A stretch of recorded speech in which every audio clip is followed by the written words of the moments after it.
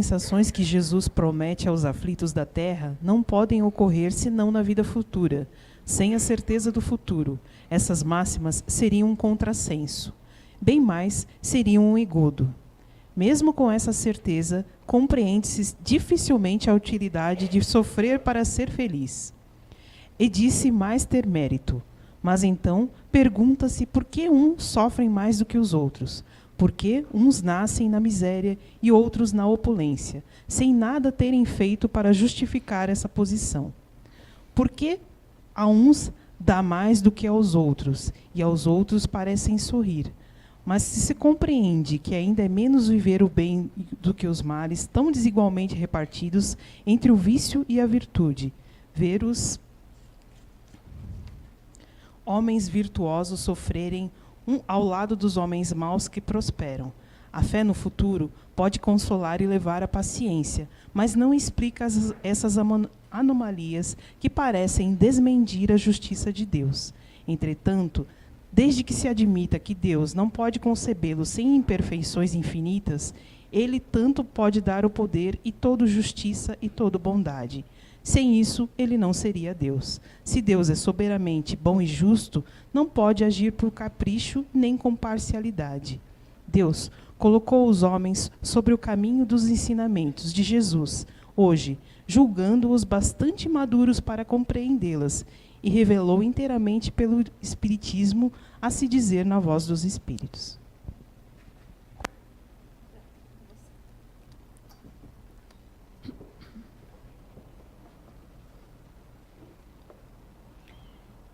Muito boa noite a todos.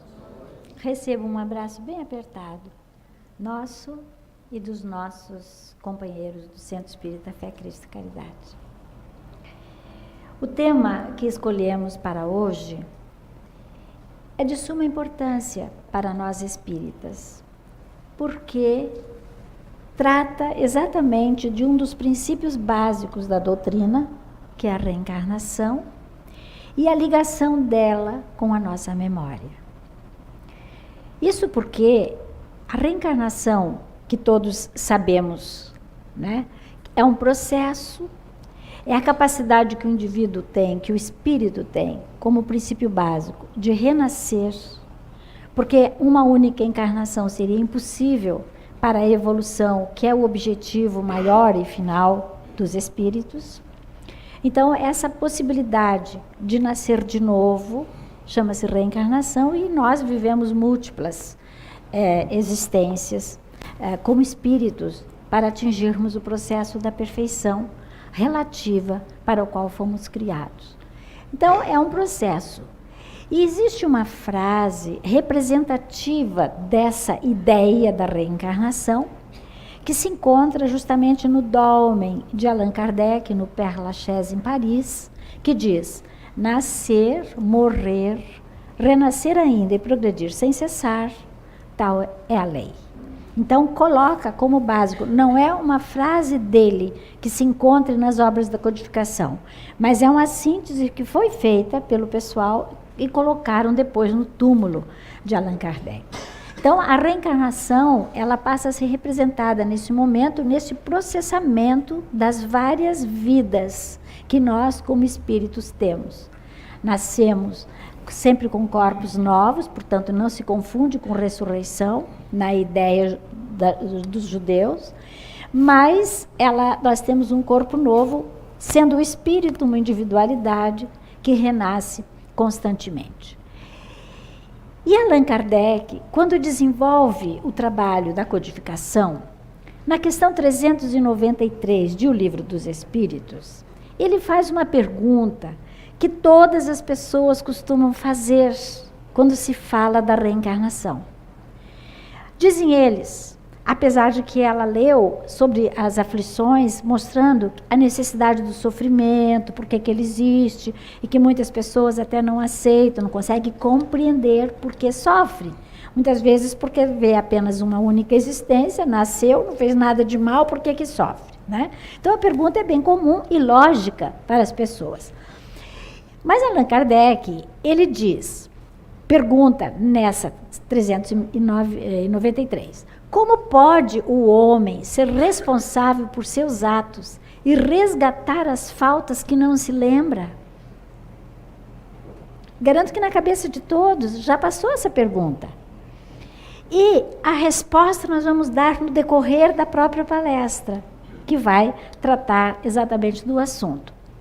Primeiro, vamos ver o que é a memória, porque a memória é o elemento chave desse processo das lembranças, das reminiscências que nós, como espíritos, vamos tendo. Então, vejamos o seguinte: a memória é como um disco vivo. Fotografa as imagens de nossas ações e recolhe o som de quanto falamos e ouvimos. Por intermédio dela, somos condenados ou absolvidos dentro de nós mesmos. Essa é uma frase do espírito André Luiz, na sua obra, onde ele começa com o nosso lar e continua. Então ele diz que a memória é como um disco vivo. E continuando a explicação desse mesmo assunto, vejamos, é um armazenamento das memórias diárias que nós precisamos ver como acontece. Então vejamos. O cérebro, nosso cérebro físico, seleciona o que é mais importante e também organiza as informações em forma de arquivo. Tudo que nós estamos passando aqui agora, nesse momento, já são conteúdos estudados pela neurociência. A ciência que estuda essa parte do cérebro, da parte cognitiva, de como as coisas funcionam. O espiritismo é ciência também. Ele tem a base na ciência, tem a base na filosofia e traz as consequências de ordem moral. Então, se nós não tivermos essa base científica, nós vamos ficar muito atrasados, porque as coisas vão sendo descobertas, a ciência vai avançando, todas as ciências, nas suas diversas áreas, vão trazendo novos conteúdos, e nós temos que nos adaptarmos nas próprias explicações. Então, aqui, estudando a memória, nós vemos que o cérebro realmente... Opa, não era isso que eu queria. Aquele pedacinho ali do lado não está saindo. Então, o cérebro seleciona e organiza as informações. E o que facilita a nossa lembrança? Isso aqui tá esquisito, acho que está faltando um. Primeiro, tem que haver um estímulo, como tudo, né? Sempre a gente tem que ser estimulado para alguma coisa. Esse estímulo exige atenção, que é o focar na coisa que nós desejamos. E, naturalmente, vai ajudar o armazenamento daquele conteúdo ou das informações para depois facilitar a lembrança que nós quisermos chamar ao vivo, né?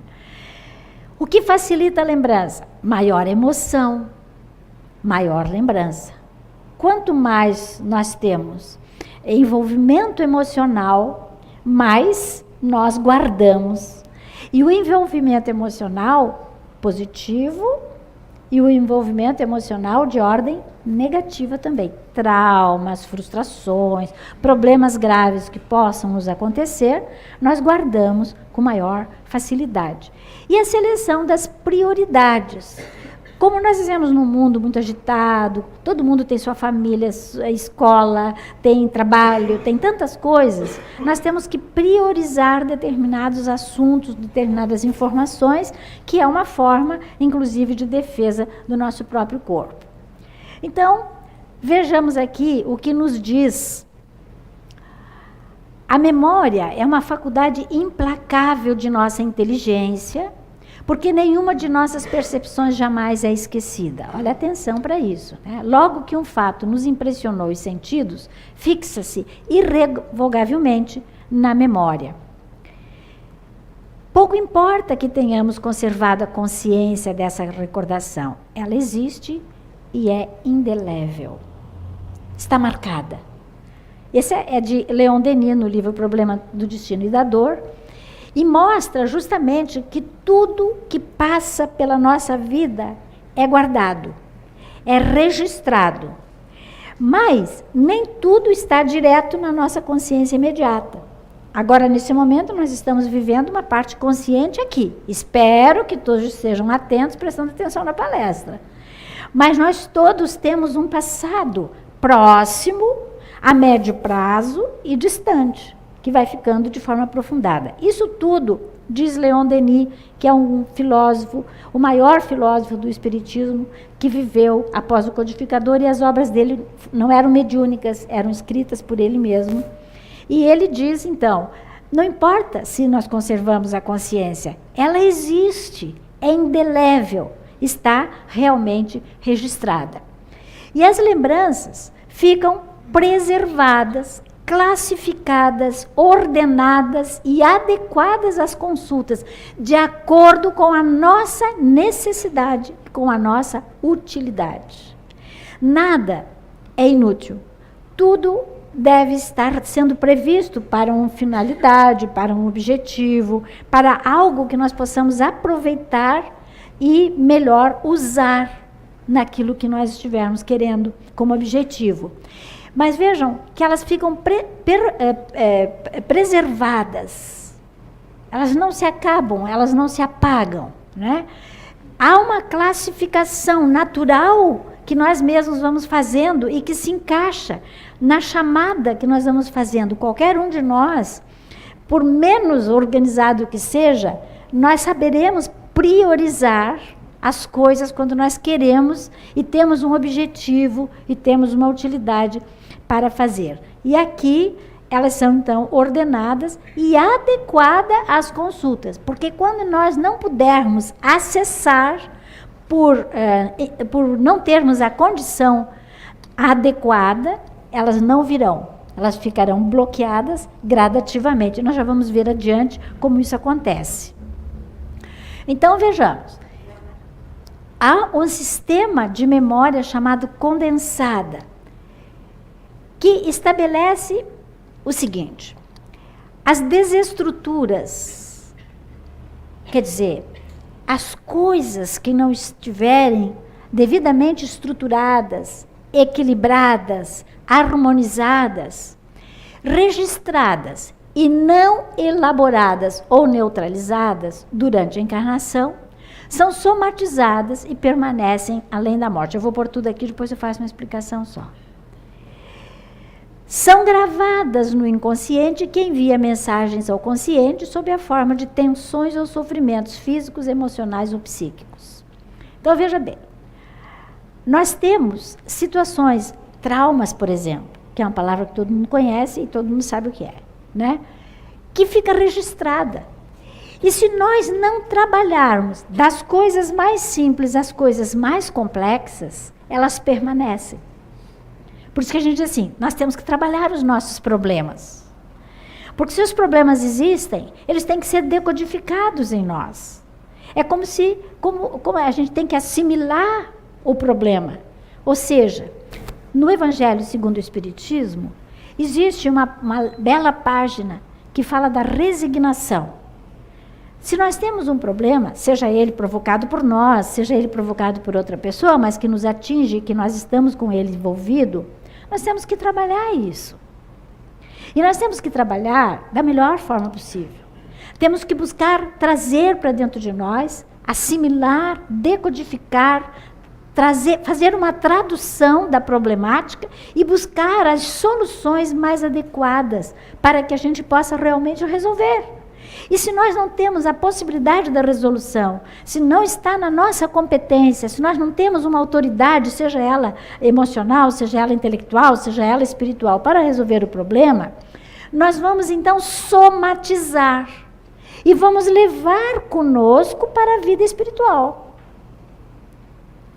Quantos casos nós mesmos dizemos? Pô, a pessoa fulana não conseguiu resolver tudo que tinha que resolver.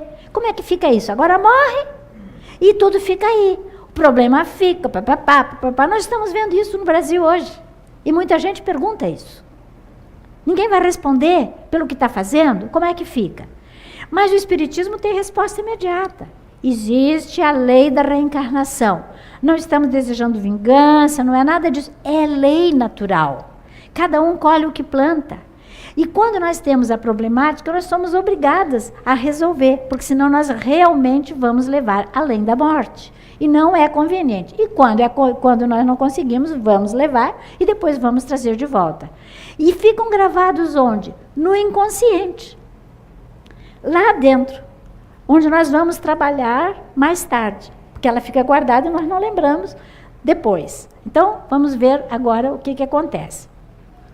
O perispírito, acredito que todos aqui já têm conhecimento a respeito, que é aquele elo de ligação entre o corpo físico e o corpo espiritual.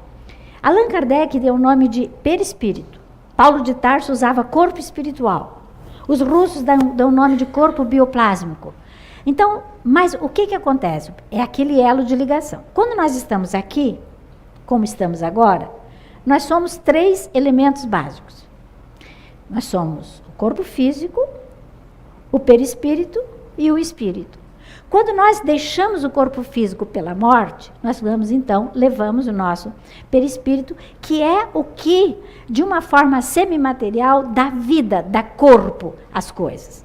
Então, o perispírito é um elo interexistencial, portanto, ele trabalha a vida corporal e trabalha na vida espiritual. E o que faz o perispírito? Ele registra as experiências vividas pela criatura e arquiva todas as passagens de uma alma pelo processo evolutivo naquilo que nós chamamos memória integral, que é uma terminologia de Leon Denis. Memória integral, que fica no espírito, porque o que pensa, o que sente, o que age, o que determina, o que planeja é o espírito. Então, quando há essa pergunta, né, como é que nós vamos levar? É porque o perispírito vai gravar e continuar o trabalho. Os novos dados serão somatizados em forma de síntese e permanecerão além da morte. Então, o nosso corpo físico, o nosso cérebro físico vai ficar fisicamente. Ou vai ser cremado, ou vai ser enterrado, ou vai ser o que quiserem fazer. Mas o espírito que retorna à espiritualidade, através do seu perispírito, vai ter o elo de ligação com essas informações, conforme vamos ver aqui. A morte do corpo é transferência do espírito para a dimensão espiritual. O espírito não morre, ele continua na dimensão espiritual. E aí o que acontece? Ernesto Bolzano, que é foi um grande cientista italiano, e que tem várias obras magníficas nesta área, e ele tem uma que se chama A Crise da Morte. Uma obra que não é assim aquela coisa que me fala morte, todo mundo não trabalhou a cabeça ainda para resolver a questão. E ele mostra como acontece. E ele, depois hoje a ciência estuda aquelas visões pós-morte, aqueles que passam pelas quase-morte, que diz que tem um túnel, que tem uma luz, dão algumas informações. Muito tempo antes de tudo isso, o Bolzano já fazia esses estudos. E ele mostra que quando nós deixamos o corpo físico, todos nós vamos passar por um processo de revisão da memória. E Allan Kardec fala, no livro Céu e Inferno, da questão do passamento, que é obra ótima para a gente estudar e ver como é que acontece. E ele mostra que há uma volta muito rápida, com uma vibração muito intensa, e onde a gente recorda situações importantíssimas da nossa vida. Isso no mundo espiritual. Então, eu sempre falo assim, não há necessidade da gente imaginar que Deus vai chegar com o dedo assim e apontar para qualquer um de nós. Isso não existe assim. O próprio espírito readquire essa possibilidade, se autoavalia e vai ver o que ele fez de bom e o que ele fez de ruim. Não precisa ninguém acusar. A consciência, onde está escrita a lei de Deus, diz Allan Kardec na questão 621, está escrita na consciência. Então, a gente não precisa imaginar que tem que esperar que alguém venha nos acusar, né? Claro que a própria consciência acusa. E é evidentemente que nós vamos entrar em contato com aqueles que têm queixas de nós, que poderão nos acusar, mas que nos atinge justamente porque a nossa culpa leva a isso. Né? É o momento em que nós assumimos a nossa culpa. E aqui diz assim, a consciência passa a recapitular as experiências através da excitação da memória, que nós estamos estudando, e dispara um dispositivo de transcrição dos arquivos biológicos para os arquivos perispirituais. A sabedoria divina estabelece que os tecidos extrafísicos fixem as experiências adquiridas e gerem automaticamente a programação corretiva para a nova encarnação. Trocando em miúdos, nós deixamos o corpo físico, automaticamente essas informações vão passar via perispírito, e nós, na espiritualidade, teremos a gradativa, relativa e a informação daquilo que nós somos, daquilo que nós fizemos de ótimo, dos méritos que nós recebemos, mas também das coisas que nós não conseguimos vencer, que nós temos dificuldade, e aí tudo fica no nosso currículum vitae, como espíritos. Né? Então, nós levamos isso conosco. Então, essa programação corretiva, olha, é interessante, ó. A programação corretiva para uma encarnação nova, nós estamos ligando memória e reencarnação. Então, a encarnação nova, ela vai se processar depois que nós deixamos o corpo físico, que vivemos na erraticidade, que nascemos de novo, baseada no nosso planejamento a partir dos dados da nossa existência. Eu não vou pagar a culpa de ninguém aqui, nem vocês as minhas. Cada um responde pelo que é, pelo que foi. Somos, como espíritos, uma individualidade. E nós não podemos, então, imaginar que Deus, que é a justiça máxima, vai fazer o que nós humanos costumamos fazer. E a nossa ideia sempre foi essa. Imaginamos um Deus antropomórfico que tem a mesma visão nossa e que fica fazendo as coisas que nós fazemos. E julgamos Deus e julgamos os espíritos superiores pela nossa inferioridade. Então, isso nós precisamos aprender para a gente poder raciocinar logicamente e entender como se processa a nossa própria vida. Então, vejamos, na erraticidade, que seria o plano espiritual, e é um conceito estabelecido pela doutrina espírita e que diz que a erraticidade é o local em que ficam os espíritos que têm ainda que reencarnar. Quando o espírito chega a um estado de pureza que ele não precisa mais reencarnar, ele já não estará mais na erraticidade. Mas aqueles que têm, sim, ainda estão na erraticidade, que é o mundo espiritual, próximos de nós. E aí nós vemos assim, ó, na erraticidade o espírito analisa, compreende e planeja a nova encarnação. Mas ele analisa o quê? Compreende o quê? E planeja o quê? Tudo em relação à vida dele.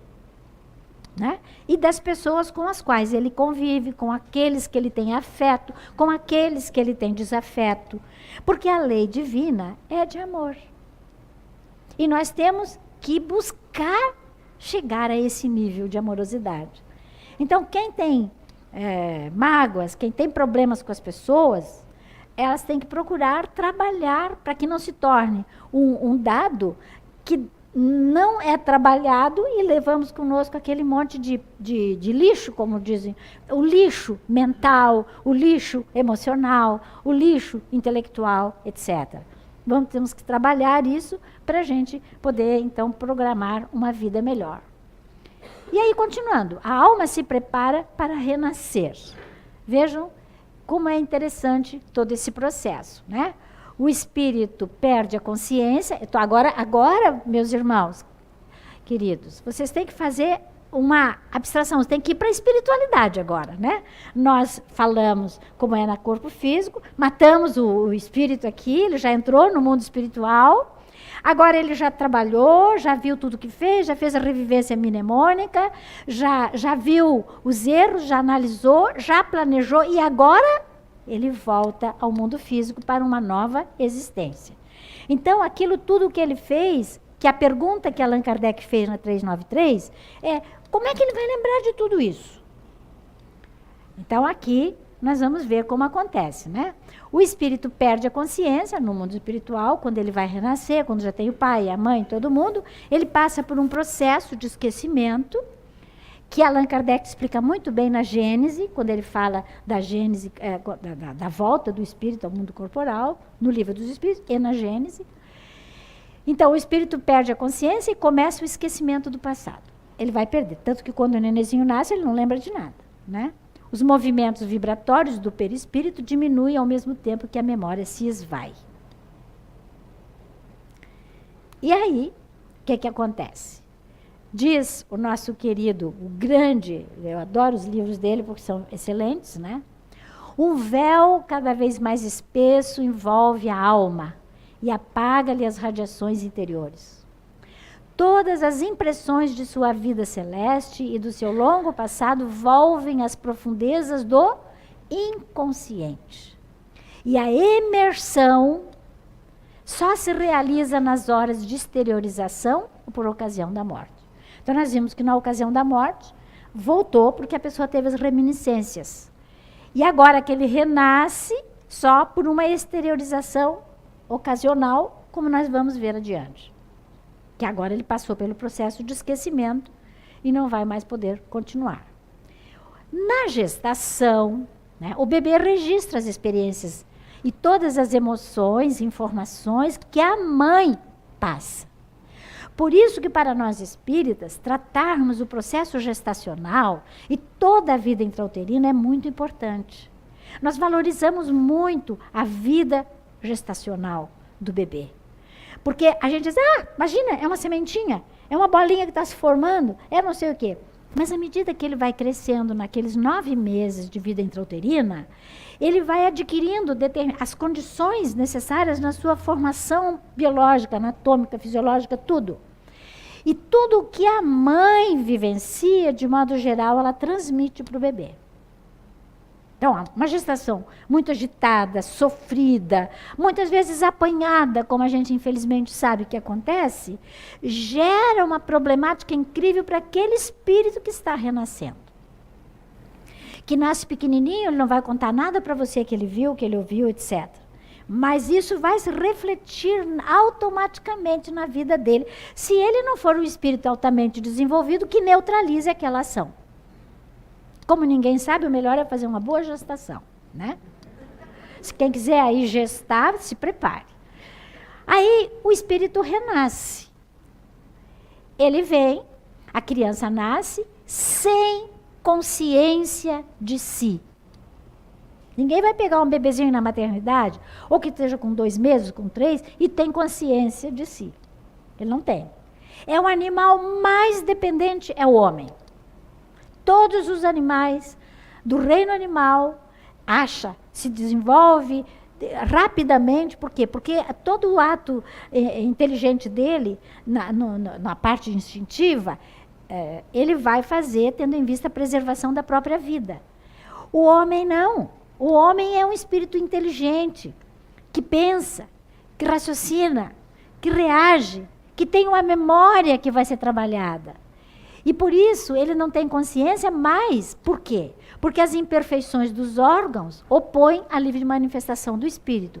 E essa imperfeição dos órgãos vão se tornando perfeitas à medida que a criança vai desenvolvendo.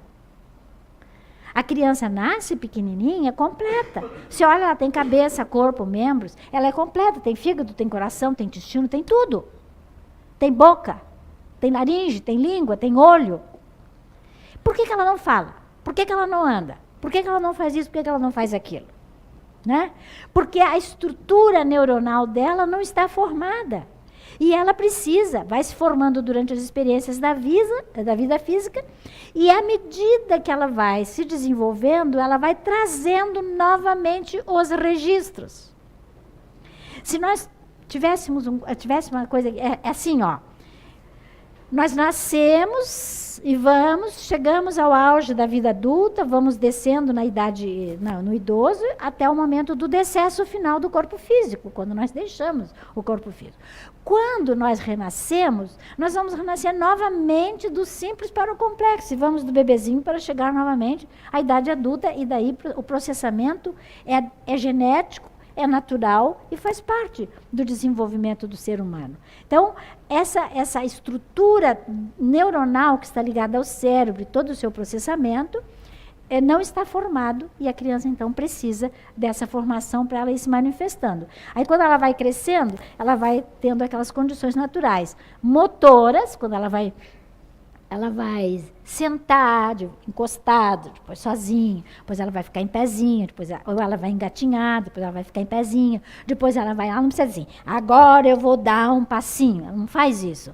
Isso vem automaticamente na própria lei que vai desenvolvendo essa área motora, psicológica, intelectual, tudo influi. Quando a criança tem problemas, ela não consegue fazer essa mesma coisa. Bom, ainda não cheguei lá, ainda estava comentando o anterior, né? E da mesma forma, não só na parte motora, quanto também na parte intelectual. Ela vai observando, ela vai analisando, ela vai conhecendo pelo cheiro, pelo tato, sempre pelas sensações. Aí ela começa a sentir, ela reconhece as pessoas, ela já começa a estranhar, depois ela começa guturalmente a querer falar, depois já vem a mamãe, o papai, o resto, né, que vem vindo, e todo o desenvolvimento vai se dando proporcionalmente ao amadurecimento do seu organismo. E o desenvolvimento das faculdades acompanhando os órgãos. A perturbação começa a se dissipar, as ideias voltam, pouco a pouco, pelo exercício, pela vivência, pelo crescimento da criatura. Conquistas, necessidades e compromissos são transmitidos de forma mecânica para o corpo físico através das matrizes do perispírito. Voltando lá no mundo espiritual, quando o indivíduo analisou, planejou, está tudo registrado. Agora ele nasceu, está crescendo, a estrutura vai sendo desenvolvida, e à medida que nós vamos desenvolvendo, nós vamos trazendo gradativamente as lembranças. É quando nós mostramos as nossas tendências, as nossas habilidades, os hábitos que nós já conservamos, que já condicionamos. Por isso que a educação é um conjunto de hábitos que nós adquirimos e temos que modificar quando não são hábitos corretos. Por isso temos que ter consciência daquilo tudo que nós já somos.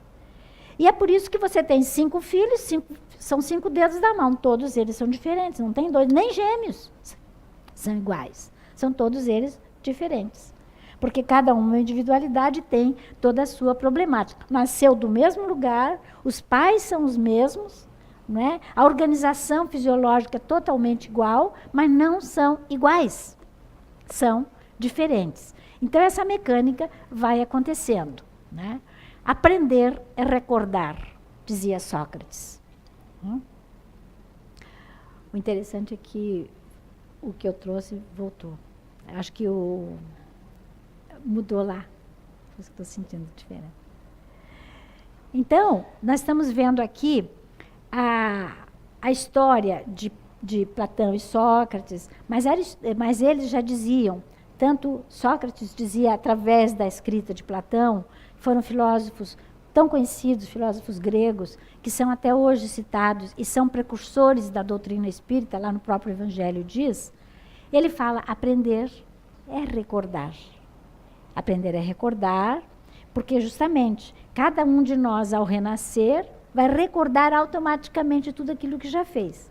Então, aquilo que nós temos de bom, que não precisamos mais mudar, ela fica impregnado em nós, e nós então vamos demonstrar isso na vivência. E aquilo que nós temos ainda para ser mudado, vai também aparecendo devagarinho e gradativamente, para que não haja problemas maiores, né? Afinal, o que é a memória? Porque até agora nós falamos e não falamos do que é a memória, né? É a faculdade que permite reter experiências e conhecimentos. Quando a gente diz, a minha memória está ruim, quando a gente esquece uma coisa, esquece a chave, não sei o quê, a gente diz isso. Que são arquivados mentalmente, reportando-se as lembranças e as reminiscências. É como se fosse um álbum, onde a vovó começa a mostrar para a netinha, né, as coisas da vida dela. A memória impressa expressa aquilo do passado. Então, ela está vendo, e assim também acontece com a nossa memória no nosso corpo físico. A memória é um arquivo, como já vimos antes, né? Registra, codifica, armazena. Engraçado, isso tudo. A distinção entre o passado, presente e futuro não passa de uma firme e persistente ilusão, dizia Albert Einstein, né? Porque ele fala do espaço e tempo e mostra que esse negócio passado, presente e futuro, na verdade, é uma questão muito relativa, né? Por isso que ele veio com a teoria da relatividade. E vejamos aqui, olha que interessante. Presente é uma linha móvel, imaginada para separar o passado e o futuro. É uma realidade indivisível e global no tempo e no espaço. Para o espírito, no momento em que ele pensa, em que faz a memória funcionar, ele volta à situação. Para o espírito encarnado e para o espírito desencarnado. O momento em que ele pensa, ele cria a imagem, ele ideoplastiza a ideia e ele é capaz de vivenciar aquele momento. É por isso que às vezes a gente diz assim, nossa, faz 20 anos que aconteceu isso, tal coisa comigo. E eu me lembro como se fosse agora. Bom e ruim. O bom, a gente tem aquela sensação gostosa, gostaria que continuasse. Às vezes lamenta que passou, né? O ruim, às vezes nos faz sofrer. Porque a pessoa chora, porque ela lembra, porque ela não decodificou nela a problemática. É isso que acontece. Então, nós temos que ter essa ideia de que o presente é o momento para a gente trabalhar. É como se fosse uma linha móvel, né? Que se modifica para o passado, que se modifica para o presente e daí para frente. Eu vou tirar isso aqui porque isso aqui mudou e eu vou mais rápido. A consolidação da memória acontece em duas regiões do cérebro, no hipocampo e no córtex cerebral. O hipocampo, que fica aqui, na zona lateral aqui do cérebro, o córtex é aquela zona cinzenta, zona nobre do nosso cérebro. O hipocampo informa o córtex cerebral, que processa e armazena as informações em áreas específicas. Hoje, a ciência mostra que nós temos a possibilidade de trabalhar as diversas repartições do cérebro. Hoje eles já descobriram que para cada sentido, por exemplo, para a visão, para a audição, para o tato, para o olfato, para as emoções, né? Tudo temos lugares que são acessados diretamente no cérebro. Ele trabalha todinho e vai mandando para os pontos específicos. Então, aqui na memória, nós vamos verificar que as sensações e experiências, para serem transformadas em memórias, devem passar pelo hipocampo, que fica aqui, nessa zona lateral aqui do nosso cérebro, que é a responsável pelas novas memórias, e pela amígdala, que é a área importante para os conteúdos emocionais das memórias. Por isso que nós vamos verificar que tudo, quando nós trabalhamos a questão da memória, nós vamos trabalhar a área emocional. A área emocional, ela sempre vai trabalhar junto. O hipocampo, que é a parte do cérebro, que guarda as memórias atuais, principalmente, manda para o córtex cerebral, divide e liga-se aos aspectos emocionais, então o indivíduo passa a ter aquela reminiscência, aquela lembrança de ordem também emocional. A memória, eu não vou entrar muito nessa área, além do tempo ainda, porque nem é a minha área, né? Então, não era isso, queria aqui. A memória e a memorização são coisas diferentes. A memória é a faculdade que retém o que nós aprendemos. Eu falo, não vou dizer assim, eu tenho a memória que precisa ser trabalhada através da memorização, que é o processo de fixação da memória. É quando nós estudamos, nós estamos processando. Se eu estudo adequadamente, com atenção, buscando as necessidades, usando a minha área cognitiva de forma correta, criando, associando, fazendo uma série de atividades, nós vamos memorizar com maior facilidade e mais adequadamente. E a nossa memória, dessa forma, guarda mais. As pessoas que ficam na decoreba, então vai lá, usa ali a sua imaginação, grava o que pode ali, mas passado o uso, muitas vezes a pessoa esquece, porque ela não tem utilidade. Ela tem utilidade imediata para aquilo que ela quer. Na vida, nós temos que memorizar da melhor forma possível. Por isso que a gente diz assim, cuida do filme que assiste, cuida do livro que lê, cuida das conversas que tem, cuida dos quadros que enxerga. Porque isso, indelevelmente, é guardado por nós. Eu não tenho a consciência imediata, mas eu guardo. Né? Esses dias a minha filha mora fora, tem gêmeas pequenininhas, ela disse, fulana passou a noite me incomodando, não dormia, 5 anos. Falei, meu Deus, mas o que aconteceu? Não, será que é algum desenho? Mãe, só assiste em desenhos, aqueles desenhos que a gente controla. Foi descobrir que ela tinha assistido um desenho com aranhas. Por isso ela dizia que na cama estava cheio de aranha. Não queria dormir, fechava e coisa. E como são gêmeas, ela não quis acender a luz para mostrar que não tinha aranha, para não acordar a outra. Resultado, grava. Ela não falou nunca. De repente, aquilo volta, porque a criança gravou. A criança é criança, mas nós somos grandinhos já. A gente sabe, tem que aprender a selecionar as coisas que nós estamos fazendo.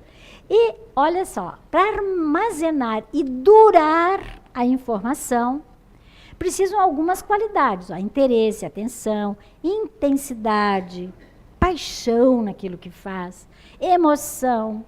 Né? Gosto de fazer, gosto de ler, gosto disso, daquilo. Faça com prazer, trabalhe profissionalmente com prazer. Nós facilitamos a nossa vida dessa forma. Né? As circunstâncias em que as coisas acontecem, lembranças de momentos que ocorrem na situação, o valor das experiências que nós tivemos, o tempo que nós estamos levando com aquela informação, tudo isso interfere no armazenamento e na durabilidade da memória. Né? E tem muito mais itens, porque tem memória atual, tem memória rápida, tem memória mais complexa, que nós não vamos poder entrar aqui agora. E uma forma da gente entender bem, eu gosto muito que o Jung, o psicólogo, né, famoso, ele, juntamente com Freud, trouxeram a ideia do consciente, do inconsciente, através de um iceberg. Né? Então, eles diziam o seguinte, a parte que fica para cima da água, né, seria a parte consciente da colocação deles. É o nosso presente. Grava o necessário conforme você trabalha. Se você sabe, aí nós vimos antes, prioridades, o lado emocional, né, a atenção, tudo isso interfere na memória. Bem, esse lado aqui, logo abaixo da parte aparente do coisa, e antes de chegarmos à profundidade, nós temos o subconsciente, que é um arquivo do presente. O que vocês comeram ontem? Todo mundo já lembra assim de imediato? O que vocês fizeram a semana passada? Isso é um subconsciente ainda presente no nosso arquivo. Se você parar, pensar, você vai lembrar. Mas você tem que associar. Eu lembro, nós tínhamos um compromisso, então eu almocei muito rápido, comi isso, comi aquilo. Então, é assim, fica aqui, nessa linha intermediária, registro de fácil e imediato acesso. E temos também o mais profundo, que é o inconsciente. Este aqui já guardado na memória integral, no espírito. É as coisas que nós temos aqui, boas e ruins, é aquilo que nós temos de mérito, é aquilo que nós temos de demérito, e que está além de uma única encarnação, e que nós estamos trazendo. Então, veja, nós registramos, gravamos, ordenamos as lembranças de todas as existências que estão em nós. Só que nós não ficamos lembrando todas as existências, porque nós ficaríamos loucos. Ela vai sendo recordada à medida da necessidade e da utilidade. Isso é importante. E Kardec não prega nada que não seja... Ele fala da utilidade. Caso contrário, nós podemos sofrer consequências. Porque nós não temos uma estrutura nem intelectual, nem emocional para enfrentarmos situações vivenciadas e que não é um momento exato ainda de se trabalhar, de se recordar. Né? Então, isso aqui para entender como funciona o consciente, o subconsciente e o inconsciente. E nós teríamos ainda o superconsciente, que é uma visão de vida mais adiante no futuro. Né? Por que o espírito perde a lembrança do passado? Que é aquilo que Kardec pergunta lá, como é que eu vou fazer se eu não lembro? E se eu não lembro, por que eu não lembro? Existem algumas respostas interessantes.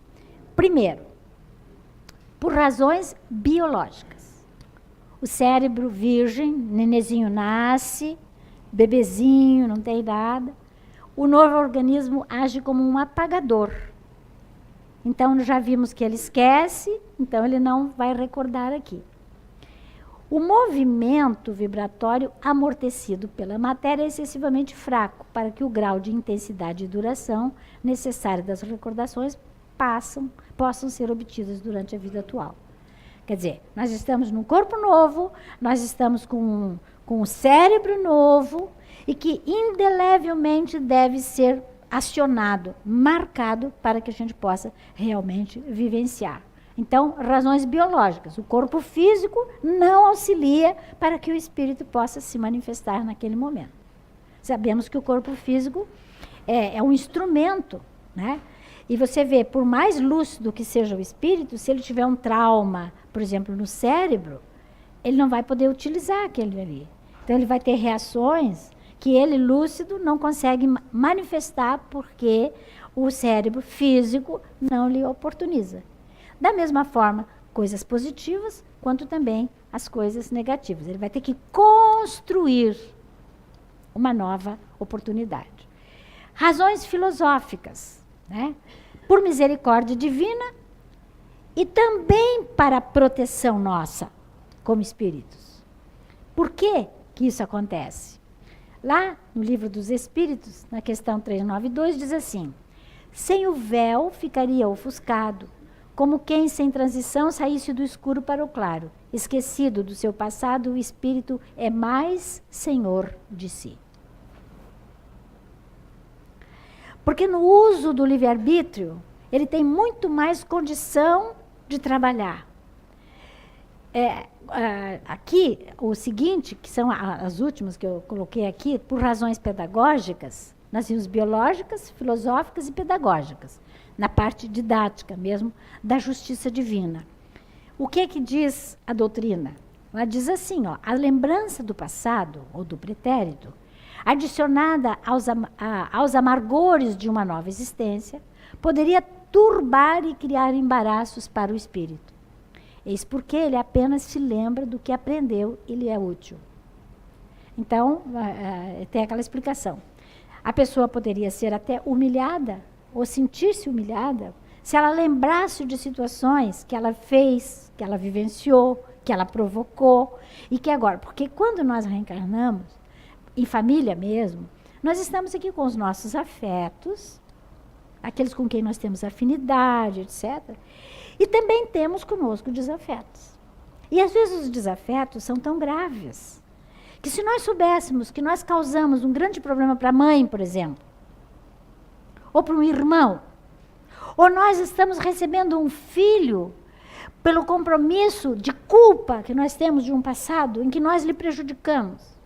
Mas se eu estou aqui, reencarnada, e pego um bebezinho nascido, ou mais tarde, e começo a lembrar de tudo que aconteceu no passado, como é que fica? Então, didaticamente, Deus, na sua justiça e na sua misericórdia, nos dá a oportunidade do esquecimento e a oportunidade de um novo recomeço. Então, nós recomeçamos limpos. Lá no Livro dos Espíritos tem uma passagem bonita quando fala da infância, em que é dito assim: a misericórdia divina é tão grande que o nenenzinho nasce delicado, pequenininho. Às vezes é um danado do espírito que já está nascendo ali. Mas ele é tão frágil que mexe com as estruturas emocionais dos pais. E eles abraçam aquele filho, e eles beijam aquele filho, e eles cuidam com tanto amor. Imagine se fosse lembrado o que já aconteceu com eles. Então, a didática divina, o modo de ele passar o nosso conhecimento, de permitir a nossa vivência, é totalmente justa, amiga e pedagógica, né? Muito bem. Continuando, então, a nossa colocação aqui. Quais são os inconvenientes da lembrança, né? desajustes resultantes das ações, humilharia a si mesmo, que acabamos de colocar, exaltaria o orgulho, se a pessoa for muito boa, isso, aquilo, se tem um passado brilhante, e aí ela nasce e ela lembra de tudo isso, vai, ó, eu aqui, ó, né? Fica naquela perturbações em relações sociais, que poderia acontecer muito, travaria o livre-arbítrio, etc, etc, etc. Né? Tudo isso pode acontecer. Pesquisas do Sr. Allan Kardec e as provas da reencarnação. Como ele relaciona a memória com a questão da reencarnação. E ele faz exames. Opa, eu erro aqui o... Ai... Onde é que eu estou? Aqui. Eu estou... Ser diferente do meu e a gente é. Bom, ele faz exame das tendências, né? E que nós devemos fazer, ele diz, educar é uma arte. E precisa muita observação. Os pais hoje não têm muito tempo para isso. Não usam desse dever para com os filhos. Mas é importantíssimo observar a criança, as suas tendências, o seu modo de ser, as coisas que elas estão fazendo, dizendo, e até pensando, se souber trabalhar com a criança, ela vai contar. Né? As aptidões dela, o que ela gosta de fazer, se ela faz bem feito, os hábitos que ela tem. Muitas vezes tiques nervosos, situações difíceis aparecem aqui, né? Vocações, recordações que a criança apresenta. Quantos casos de reencarnações passadas que foram estudados por Hernani Guimarães Andrade e tantos outros cientistas, começavam a lembrar o passado de forma espontânea. Então é a memória trazendo a recordação em situações que chamam a atenção. Né? O que mais que nós podemos ver aqui? As ideias inatas, aquelas crianças que recordam, aquelas crianças, por exemplo, que chegam, estão no Brasil, falando português e começam a falar inglês de repente. Arte, fazer quadros belíssimos. Música, Mozart é um caso inédito. Né? Com 5 anos de idade, ele subia no banquinho para poder tocar o piano para a rainha da Áustria. Fazia a música. Então, de onde que veio isso? A ciência não consegue explicar. Nós explicamos, são ideias inatas que o espírito já teve, já vivenciou e agora vazou aí na recordação por motivos úteis, certamente. Né? Genialidade, que é o caso também citado, lembranças de vivências passadas. Às vezes a pessoa, eu tenho um sobrinho que dizia para a mãe o tempo todo, você já foi minha mãe. Você se chamava fulano de tal, né? A gente vivia assim, assim, a criança falava. E a mãe não entendia nada, essa criança levava para o médico, levava para o psicólogo e tudo, e a criança falava normalmente. São lembranças, né? Simpatias, antipatias. Quantos pais não gostam do filho que nasceu? Ou filhos que não se dão mais com um pai, menos com o outro. Ah, mas não pode, todo mundo é igual, todo mundo... Não adianta. Porque é uma questão de afinização. Eu não estou dizendo que tem que ficar antipático. Nós temos que trabalhar isso e sempre temos que trabalhar. Mas a gente tem que observar os casos que ocorrem para a gente poder entender realmente, né? Opa! Opa! Provas e expiações. Isso aqui é muito importante, ó. Predisposições mórbidas, traumas. Quantas pessoas que sofrem determinadas situações e não sabem por quê? Doenças. Aí a gente diz, pô, mas para aí, se é uma prova, se é uma expiação, eu não lembro, eu não sei. Por que está acontecendo isso comigo? Eu tenho uma vida correta, não fumo, não bebo, não jogo, não faço isso, não faço aquilo. E como é que me acontece tal doença, ou isso ou aquilo? E não consegue dizer. E muitos dizem, porque Deus quer, de forma mística. Ou então acha que Deus é injusto, revolta-se. Então tem várias possibilidades. Nós sabemos que se nós não buscamos, lido no capítulo anterior, quando ela leu sobre Bem-aventurados os aflitos, que fala das causas anteriores e as causas atuais das aflições. Leiam lá, é importante entender tudo isso aí. Como aparecem as lembranças? Duas formas bem nítidas, diz a doutrina. Todos nós, no fundo, sabemos aquilo que nós fomos.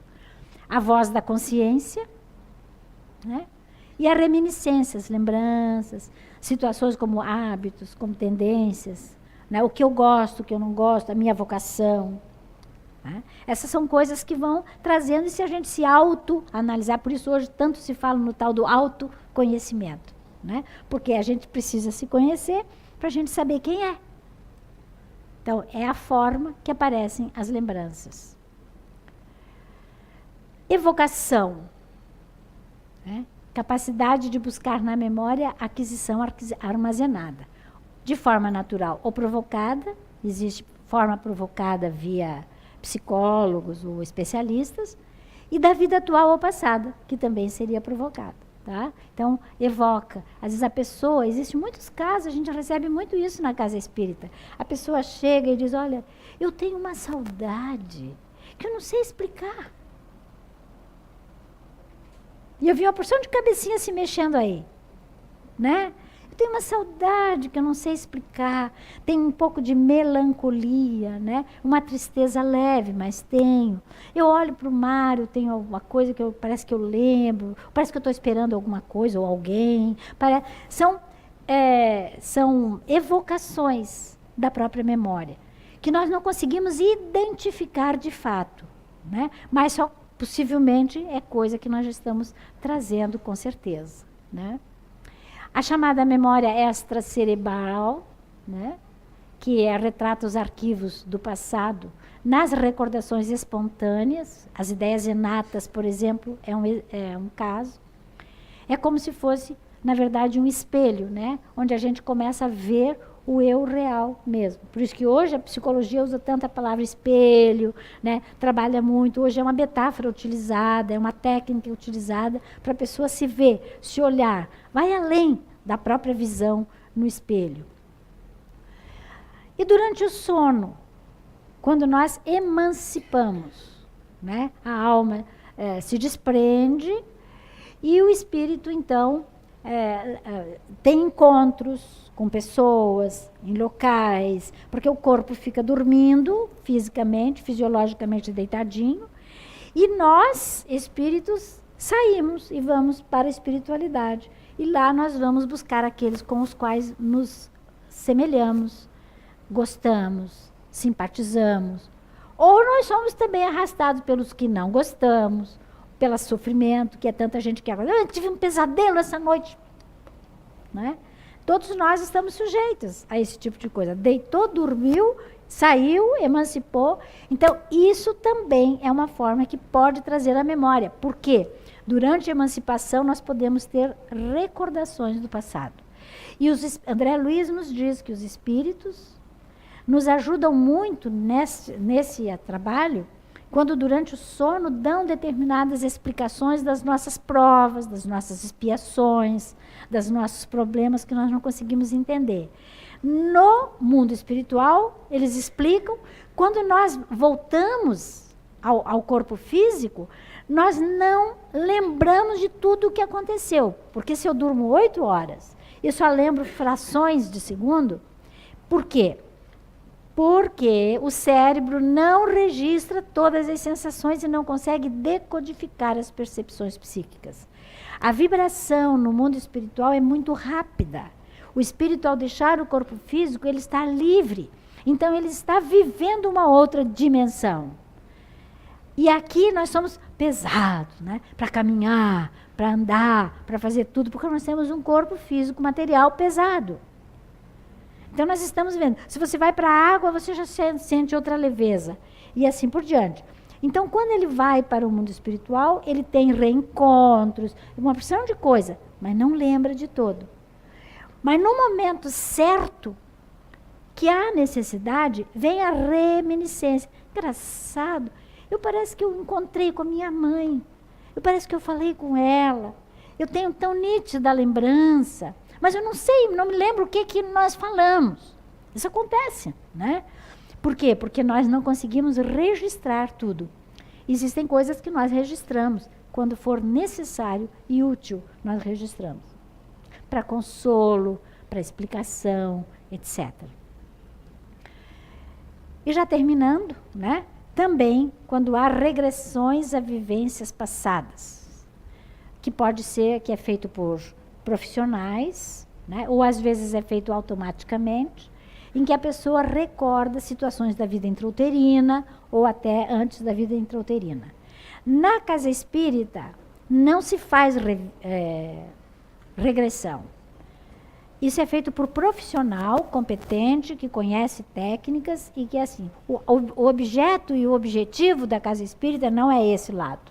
É o lado espiritual, não é o lado. Então, isso é coisa para médicos e psicólogos que sabem fazer. Mas é uma possibilidade, né, de se fazer recordar.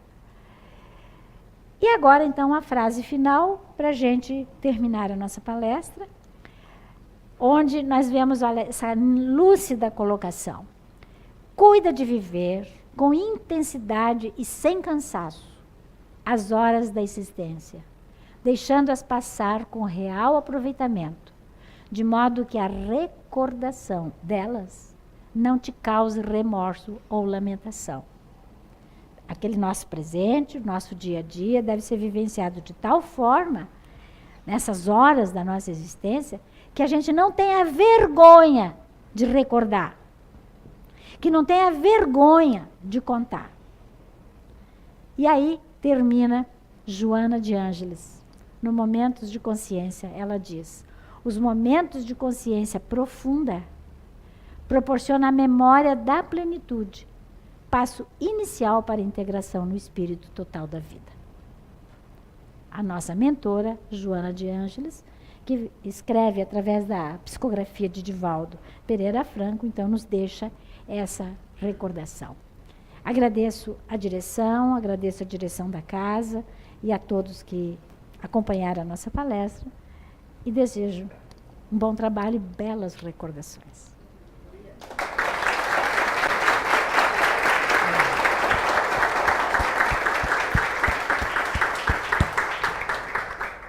Sou eu que faço a prece? Nós estamos muito agradecidos pelo conhecimento que você nos traz hoje, tá? E pela sua presença aqui. Muito grata. Isso de todos nós. Foi uma excelente explanação desse tema. Agora, então, vamos fechar nossos olhos, serenar nossas mentes, para ouvir a prece, para finalizar a primeira parte dos trabalhos. Depois iremos para o passe. E a Carmen Lúcia fará, então, para encerrar essa primeira parte, a oração final. Pai,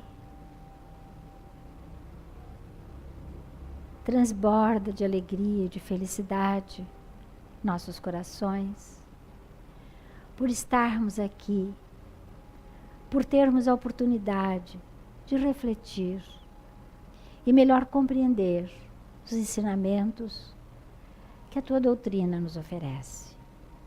Sabemos, Senhor, que é para nosso bem e para o nosso crescimento espiritual. Por isso, agradecemos profundamente estes momentos e te pedimos, Senhor, que nos envolva, que nos acompanhe, que permita que as nossas horas sejam elas todas voltadas para o bem e para o amor. Que a tua paz esteja com todos nós. Obrigada, Senhor.